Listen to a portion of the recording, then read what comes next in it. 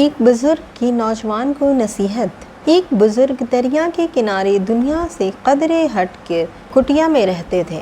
ان کے پاس ایک نوجوان گیا جو حق کا متلاشی تھا۔ اس نے سوال کیا کہ بابا جی بتائیے، بھلا قرآن پاک پڑھنے سے دل کا زنگ کیسے اترتا ہے جبکہ ہمیں سمجھ بھی نہیں آتی؟ بابا جی گہرے استغراق میں گم تھے، سنی انسنی کر دی۔ نوجوان نے پھر سوال کیا۔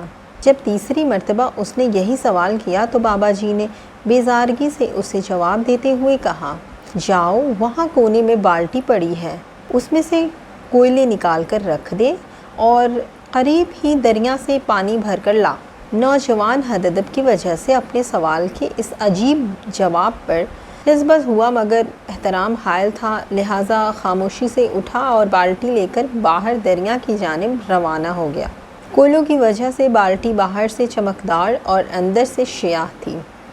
جیسے ہی نوجوان نے دریا سے پانی لیا اور بالٹی اٹھا کر چلا تو یکایک اسے معلوم ہوا کہ بالٹی میں سوراخ ہے جن سے پانی کٹیا تک پہنچتے پہنچتے سارا بہہ گیا۔ وہ اندر داخل ہوا۔ بابا جی نے سارا ماجرا سنا اور کہا، دوبارہ جا۔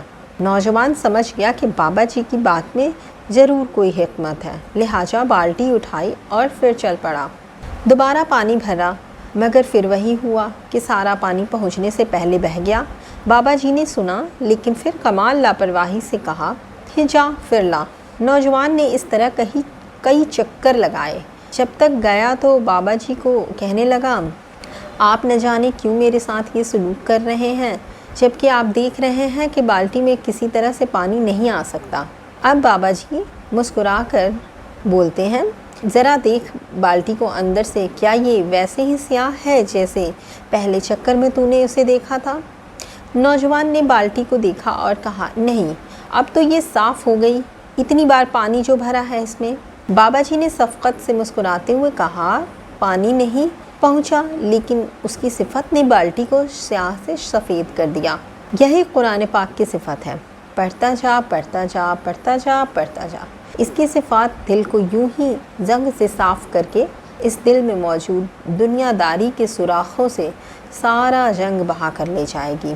آخر میں پھر دل صاف ستھرا دنیا کی آلائشوں سے پاک ہو کر تجھے اللہ سے ہمیشہ ہمیشہ کے لیے جوڑ دے گا۔ بس یہی تھا تیرے سوال کا جواب۔ دوستوں، اس سے ہمیں یہ سبق ملتا ہے کہ دنیا میں کوئی بھی کام ہو، اگر آپ محنت اور سچی لگن سے اس کام کو کرتے رہو تو اللہ پاک منزل ضرور عطا کرتے ہیں۔